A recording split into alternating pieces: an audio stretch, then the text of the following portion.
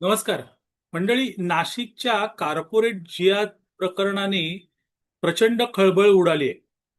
प्रत्येक हिंदूला विचार करायला भाग पडणाऱ्या या प्रकरणाने हिंदूंच्या मुली या या जिहादींच्या भक्षस्थानी पडत आहेत, हे आता अधोरेखित झालेलं आहे.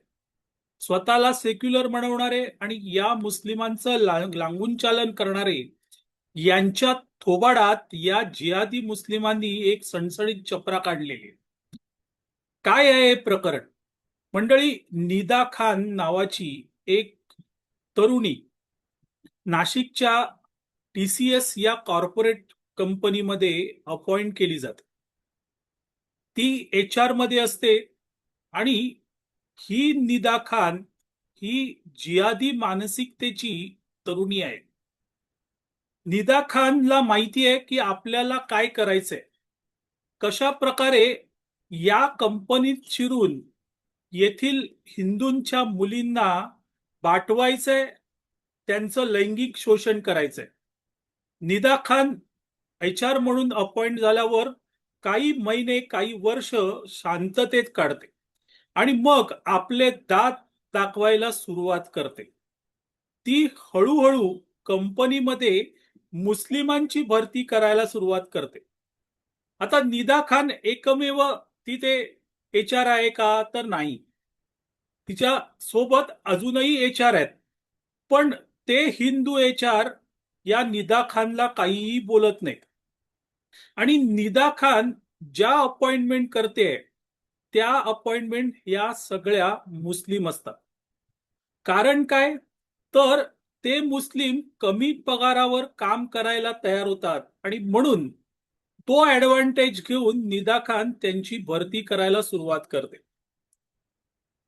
एक दोन तीन असे मुस्लिम तिथे यायला लागतात आणि बघता बघता त्या कंपनीमध्ये, त्या ब्रांचमध्ये 40 मुस्लिम हे अपॉइंट केले जातात. कमी पगारात काम करा पण जिहाद करा, ही त्या मागची मानसिकता आहे आणि निदा खान त्याची प्रमुख आहे. 40 मुस्लिम झाल्यानंतर ती कंपनी एका मुसलमानाला स्वतःचं सेक्युलरिझम सिद्ध करायला ग्रुप लीडर करते आणि तिथून मग जिहादचा हा खेळ सुरू होतो. तो जो ग्रुप लीडर आहे, तो मुसलमान आहे, तो हळूहळू मुस्लिमांना एकत्रित करायला सुरुवात करतो. हे मुस्लिम घोळक्याने राहू लागतात. कॉर्पोरेट ड्रेस कोड सोडून टोप्या घालायला लागतात, नमाज पडायला लागतात आणि इतकंच नाही तर रमजानला रोजा ठेवताना नंतर होणाऱ्या इफ्तारीला सगळेजण एकत्र येतात. हे तिथे थांबत नाही मित्रांनो. मग सुरू होते हिंदूंची हेटाळणी. हिंदूंच्या देवदेवतांवर, त्यांच्या श्रद्धास्थानांवर टिप्पणी केली जाते. याबाबत कंपनीकडे तक्रार होते, पण कंपनी काहीही करत नाही. आणि इथे या जिहादींची मानसिकता अधिक प्रबळ होते. हळूहळू तेथील मुलींना, हिंदू मुलींना टार्गेट केलं जातं. एका दलित मुलीचं धर्मांतर केलं जातं आणि बाकीच्या हिंदू मुलींना त्रास दिला जातो. काही जणांचं लैंगिक शोषण होतं. या निदा खानला जर काही बोललं तर ती आपल्या वडिलांना तक्रार करते आणि तिचे वडील मग कंपनीत येऊन भांडतात. काय रॅकेट आहे बघा. हे रॅकेट एकटं नाहीये, याच्या मागे मोठी आंतरराष्ट्रीय शक्ती आहे आणि ते इथून उघडकीस येतं. अशा प्रकारे मग असह्य होतं. त्यानंतर मग पोलीस तक्रार केली जाते आणि 8 जणांना अटक होते. हे 8 जण कोण आहेत? दानिश शेख, तौसिफ अत्तार, निदा खान, रजा मेनन, शाहरुख कुरेशी, शफी शेख, आसिफ शेख आणि अश्विनी चेनानी हे सगळे जिहादी मानसिकतेचे मुसलमान तिकडच्या हिंदूंना टार्गेट करत असतात, हिंदू मुलींना टार्गेट करत असतात. पण अखेर नाशिक पोलीस यांना अटक करते. मंडळी, हा कॉर्पोरेट जिहाद आता आपल्या घरापर्यंत येऊन पोचलेला आहे. या जिहादला रोखणं हे आपलं काम आहे.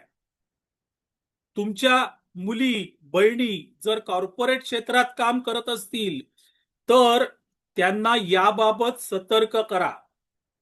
अशा प्रकारे कोणी जर त्रास देत असेल, मुस्लिम म्हणून स्वतःला सर्वश्रेष्ठ समजून हिंदू म्हणून तुम्हाला हिनावत असेल तर त्याची अगोदर घरात तक्रार करा.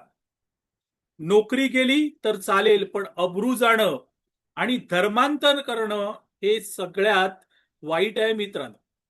आणि त्यामुळे मुलींना तसं सांगा, जे काय होईल त्याची तक्रार कर, घरी येऊन निदान आम्हाला सांग.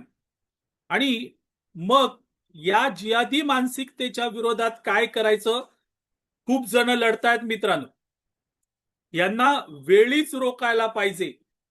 आता ही TCS कंपनी, हिचं नावही वर्तमानपत्रात नाही. ही मानसिकता आहे हिंदूंची, गांडू मानसिकता.